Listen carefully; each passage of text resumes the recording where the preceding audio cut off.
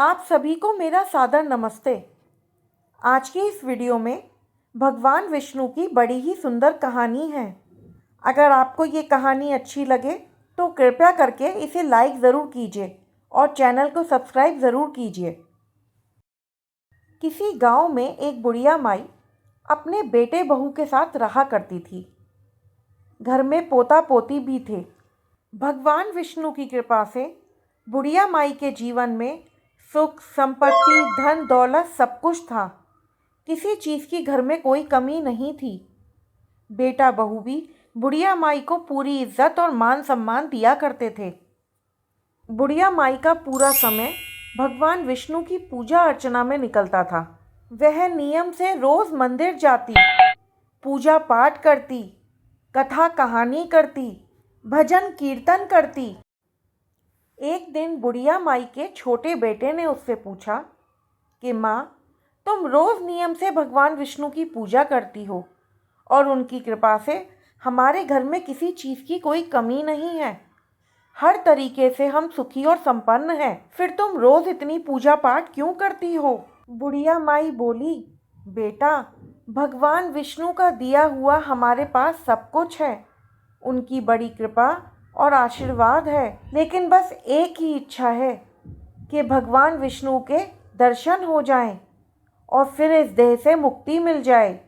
माँ की बात सुन के बेटा हंसने लगा और बोला, माँ, भगवान ऐसे नहीं मिलते हैं। भगवान को पाने के लिए घर बार छोड़ना पड़ता है, जंगलों में घूमना पड़ता है, साधु संतों का संग करना पड़ता है, तब कहीं जाके भगवान के दर्शन प्राप्त होते हैं। ऐसे घर में रहते हुए भगवान के दर्शन नहीं होते।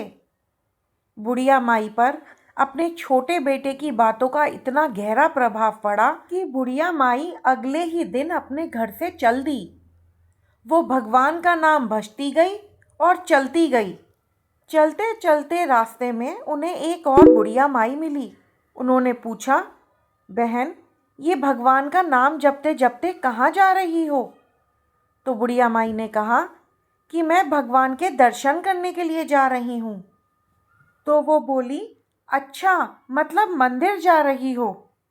तो बुढ़िया माई बोली, नहीं, मंदिर नहीं, मैं भगवान के साक्षात दर्शन करने जा रही हूँ।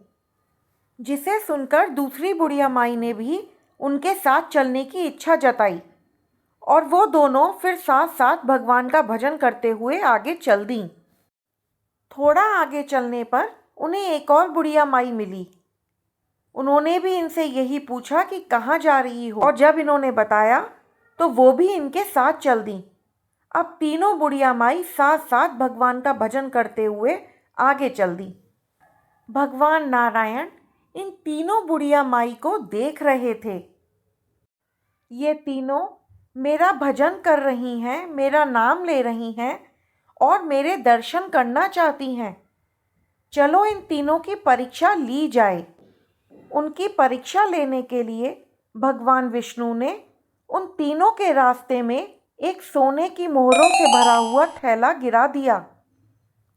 अब पहली बुढ़िया माई आई और वो भगवान का भजन करती हुई वहाँ से निकल गई। इसके बाद दूसरी बुढ़िया माई आई।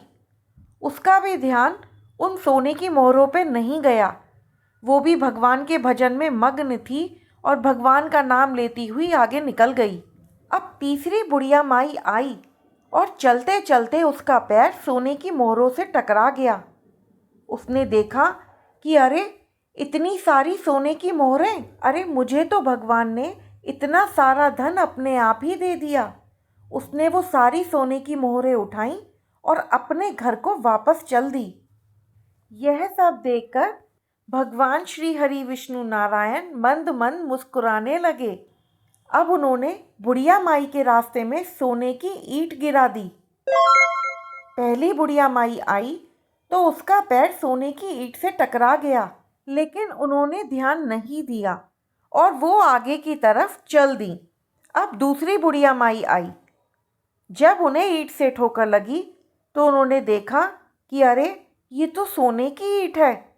उन्होंने उस सोने की ईंट को उठा लिया और बोली कि जब ईश्वर ने स्वयं ही धन दिया है तो वन वन भटकने से क्या फायदा। और वो उस सोने की ईंट को लेकर अपने घर की ओर चल दी। अब पहली बुढ़िया माई श्री कृष्ण गोविंद हरे मुरारी हे नाथ नारायण वासुदेवा का भजन करती हुई आगे बढ़ती जा रही थी।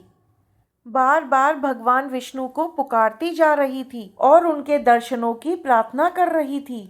अब बुढ़िया माई जैसे ही थोड़ा आगे बढ़ी तो इस बार तो भगवान विष्णु ने उन्हें हीरे मोती के ढेर पर ही गिरा दिया।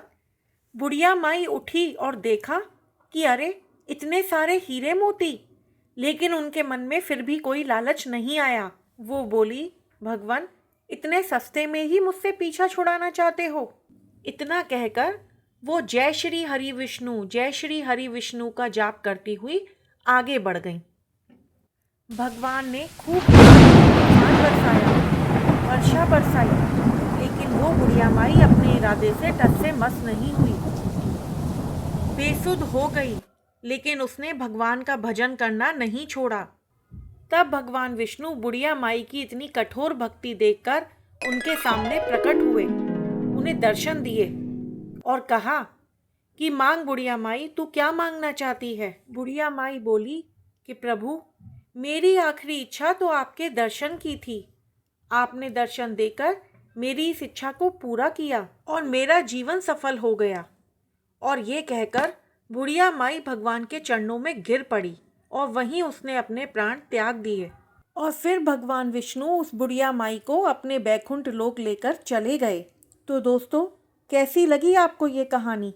अगर ये कहानी आपको अच्छी लगी है तो प्लीज़ इसे लाइक ज़रूर करें और चैनल को सब्सक्राइब भी ज़रूर करें।